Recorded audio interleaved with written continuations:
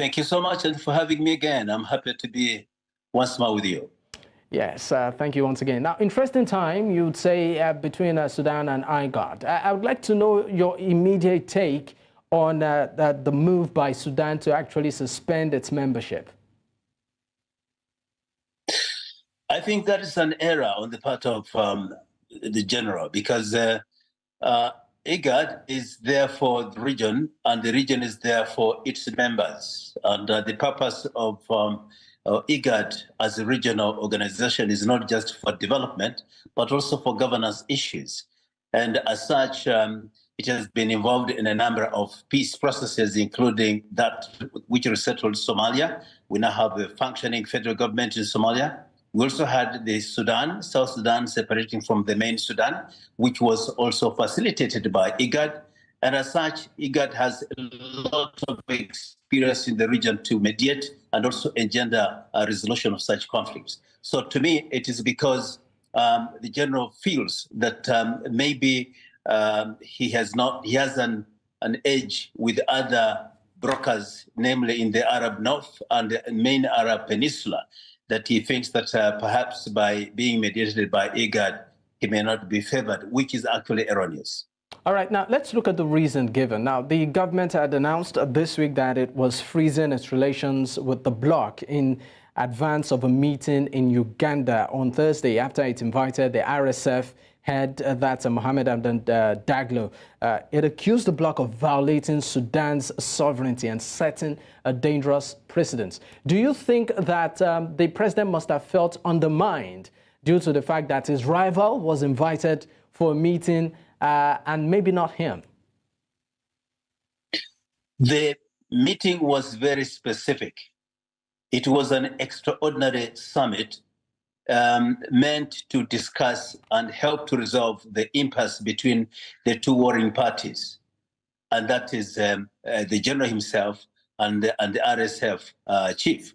So the agenda was very clear and the invitation was very specific. And as such, inviting him alone, it would not have made any sense. In any case, this was not the first time the two had been invited by the IGAD forum. It happened before in Djibouti and other fora. So I think that is just an excuse because there's no way they would have invited one party when they were trying to resolve issues pertaining to the two parties. Do you think the general must have some sort of agenda, aside all of this obvious rhetoric that we know? Yes, I think because two reasons are very possible. One is that Amit has been moving around the region in terms of diplomatic engagement with the regional member states, which include Eastern Africa, but also Central and Southern Africa. A tour that must have had problems with him.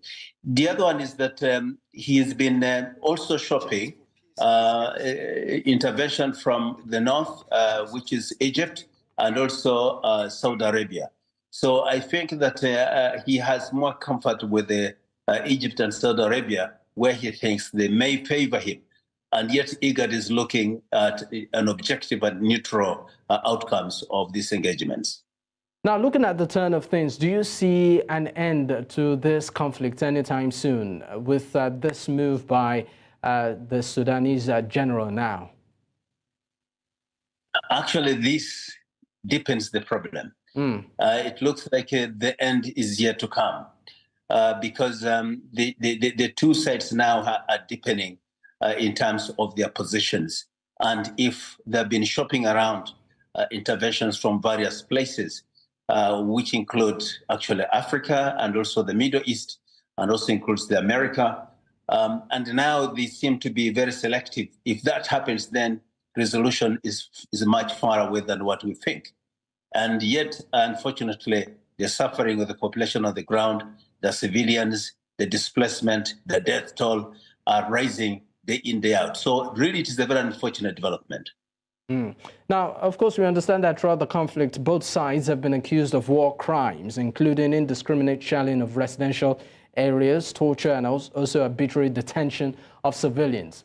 Now, with this move by the general, what do you think will happen in terms of all of these allegations, humanitarian allegations and catastrophe, that have been levied against them? I think the situation will remain as it is for a while until when other decisions are taken. For example, it looks like since both sides have not reached a mutual hurting stalemate, they think they're very strong, they're going to win. They will maintain the tempo of fighting, which is the most worrisome.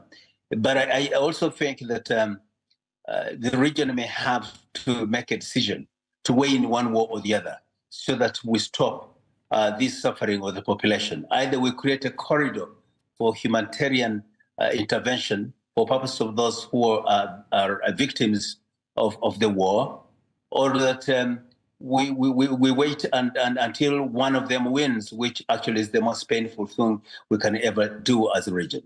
Mm. What other avenues do you think can be explored to sort of compel the actors to a round table, particularly the Sudanese arm, that's the government? I think we need to bring in or rein in other key supporters of the two groups.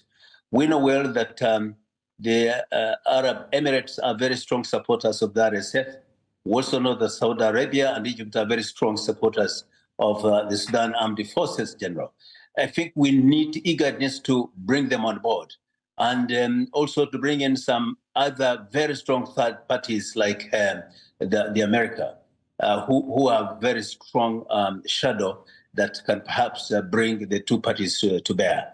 So I think that is the next step in terms of diplomacy. The third one is to see how we can engender or bring in a third force, a military force, to cause the parties to realize that there is need to talk. Because at the moment, since each one of them is very confident and they don't mind about the suffering of the people, this may not come to an end very quickly. All right. Do you think that the suspension of Sudan's membership with the group sort of waters down and weakens the influence of the bloc, particularly on the region?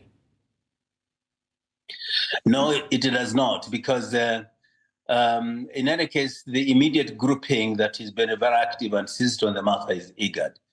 And IGAD, as immediate regional members, are already feeling the heat because the issues of the refugees who are flowing into the region, the issues of the movement of arms that are coming into the Sudan through the parts of the region or neighboring the region becomes a critical concern for the region. So I don't think that the region will just stand by and just watch. When it comes to humanitarian intervention, it is about the international community taking a decision to do so, not necessarily on invitation.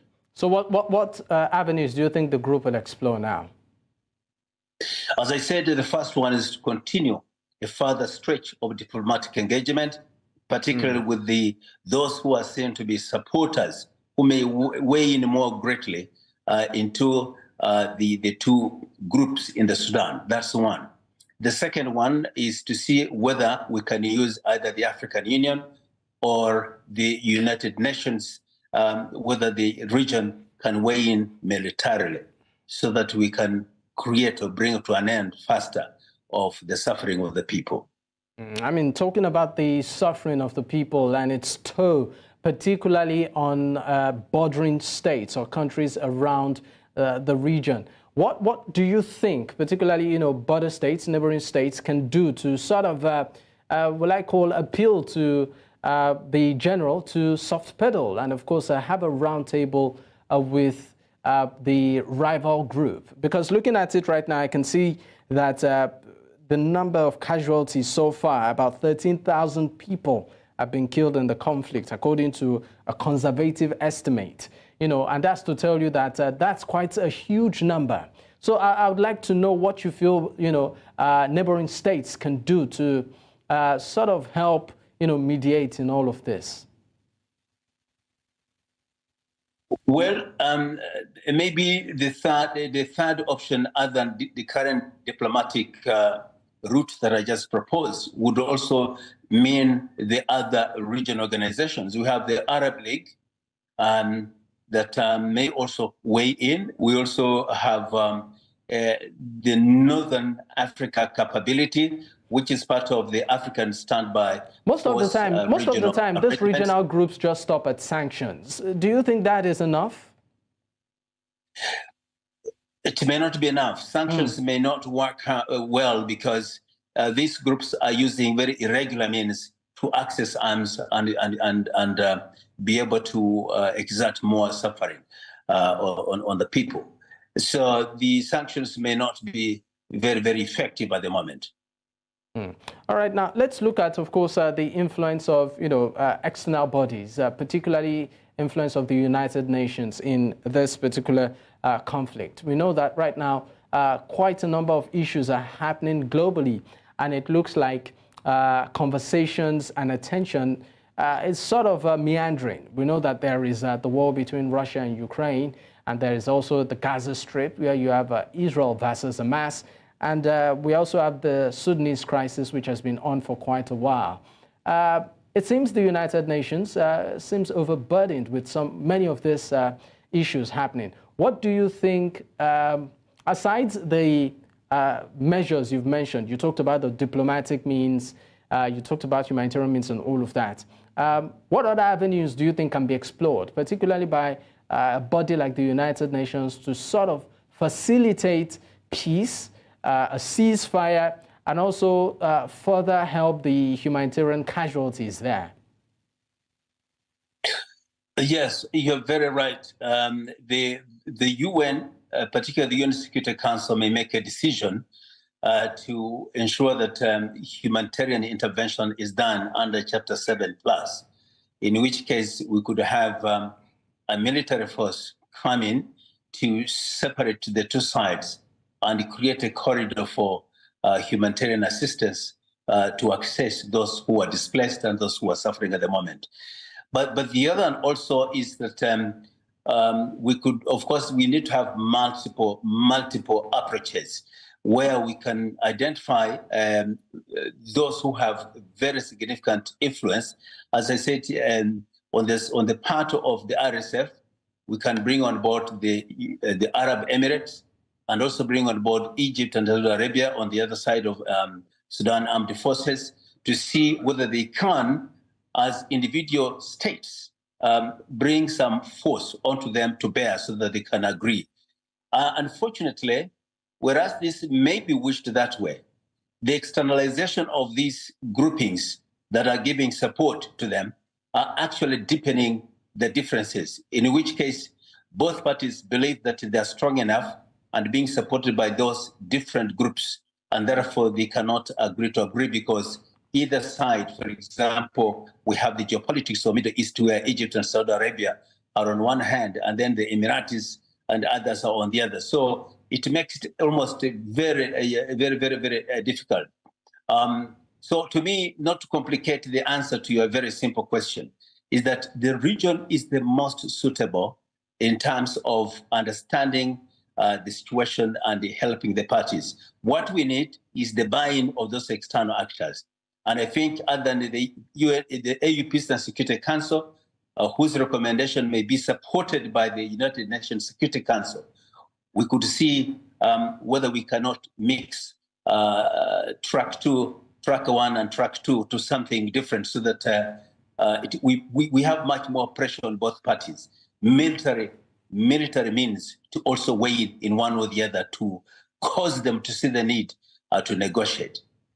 All right, Hon.Mulongo, security analyst and consultant, Emans Frontiers from Kampala, Uganda. Thank you so much for your time. Thank you indeed. All right, and that's a wrap on the show today. It's important we also state that the opinions and views of our guests remain theirs and not that of News Central. My name is Dakpo Adigboye. Bye for now.